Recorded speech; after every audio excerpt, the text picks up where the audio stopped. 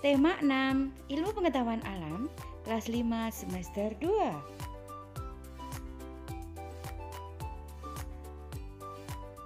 Kita masih belajar jarak jauh, ayo tetap semangat. Materi esensi, suhu dan kalor, perpindahan kalor, dan pengaruh kalor terhadap benda.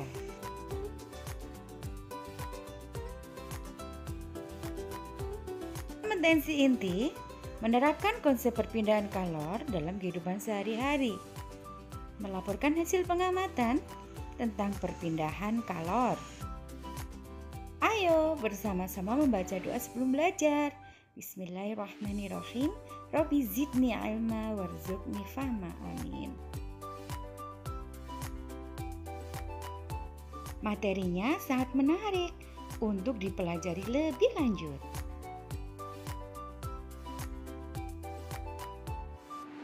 Ayo, apa yang kamu ketahui perbedaan kalor dan suhu? Sumber energi listrik juga mengalirkan panas ke oven, sehingga saat memanggang, ayam bisa matang. Pada saat memasak, api yang panas akan berpindah ke panci, sehingga panci terasa panas. Air yang ada di dalam panci pun ikut mendidih, juga panas.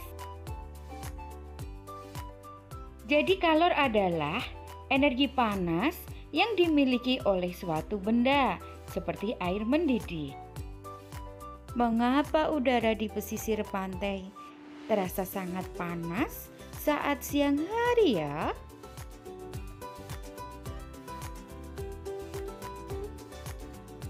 Sementara di pegunungan udaranya sangat sejuk.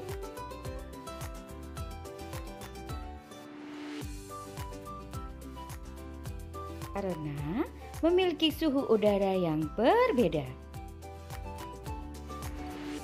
Nah, berarti apa yang dimaksud suhu?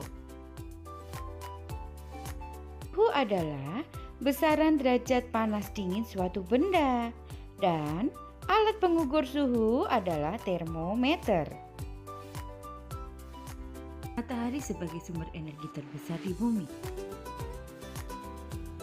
Di dasar laut membutuhkan matahari. Hewan di dalam hutan juga membutuhkan sinar matahari. Bagi manusia sangat membutuhkan sinar matahari.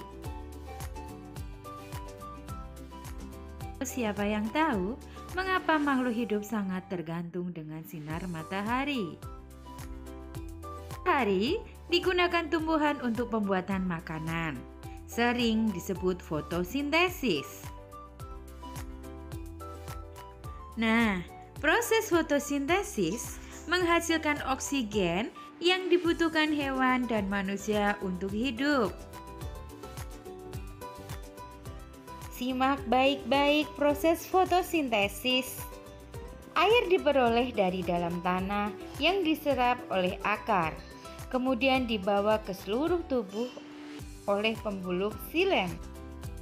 Karbon dioksida diperoleh dari udara dan diserap melalui stomata. Hasil fotosintesis ini kemudian diedarkan ke seluruh bagian tumbuhan untuk bernafas, berkembang biak, tumbuh, dan sisanya disimpan sebagai cadangan makanan.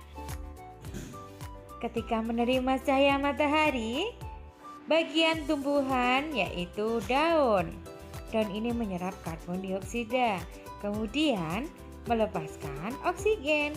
Oksigen ini dibutuhkan seluruh makhluk hidup di bumi.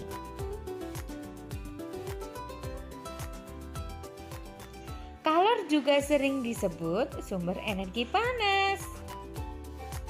Ayo, siapa yang tahu sumber energi panas terbesar di bumi? Makanya, kita harus menjaga lingkungan dengan menanam pohon agar oksigen terus tersedia. Siapa yang tahu sumber energi panas yang dimanfaatkan di rumah-rumah? Televisi bisa menyala karena listrik. Listrik adalah salah satu contoh sumber energi panas di rumah. Untuk memasak, ibu membutuhkan sumber energi panas, yaitu api pada kompor.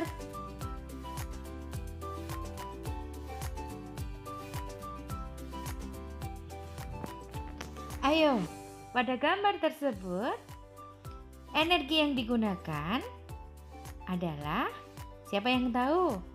Betul sekali, energi listrik. Baterai menggerakkan jam dinding sebagai sumber energi.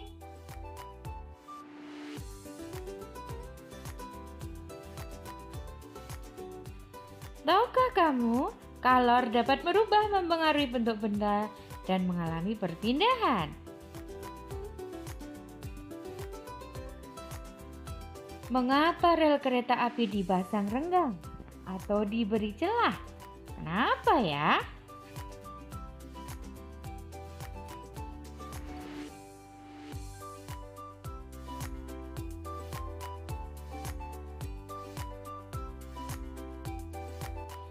Pemasangan rel kereta yang bercelah dapat mencegah rel melengkung saat terjadi pemuaian.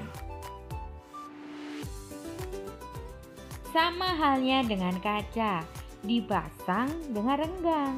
Ketika ada sinar matahari, tidak memuai. Sama halnya kabel listrik, dipasang dengan longgar untuk pemuaian.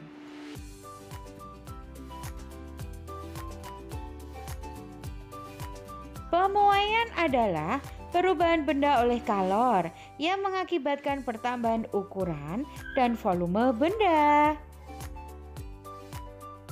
Apakah sumber kalor atau energi panas dapat berpindah tempat? Lihatlah, ketika di pinggir api unggun badan kita terasa panas.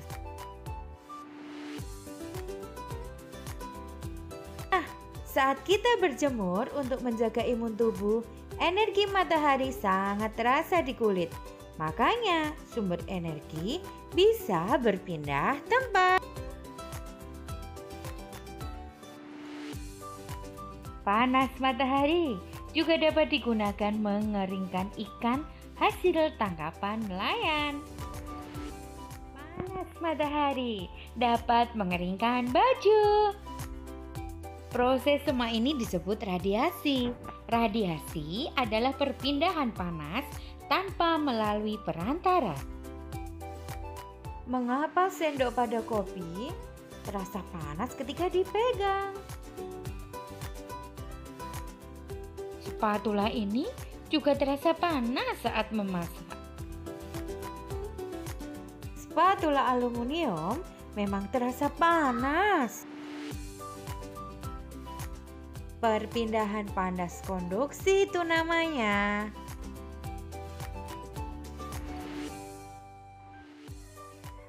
Perpindahan panas konduksi adalah perpindahan kalor tanpa disertai perpindahan zat perantaranya.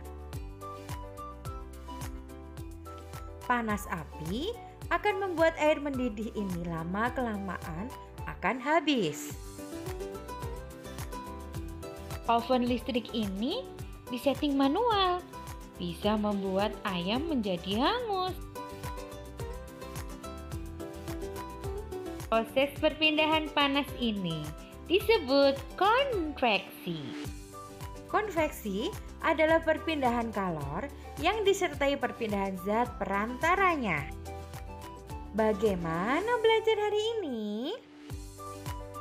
Alhamdulillah, kalian telah mempelajari kalor dan suhu, menemukan sumber energi, dan membedakan perpindahan panas. Tugas kalian untuk berlatih: 1. Rangkum materi pada pembelajaran di atas. 2. Praktikkan perpindahan panas secara radiasi, konveksi, dan konduksi. Silahkan difoto dikirim ke nomor WA guru kalian.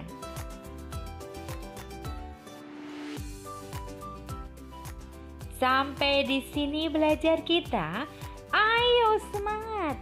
dan lakukan kebaikan. Jangan lupa share, like, komen, dan subscribe.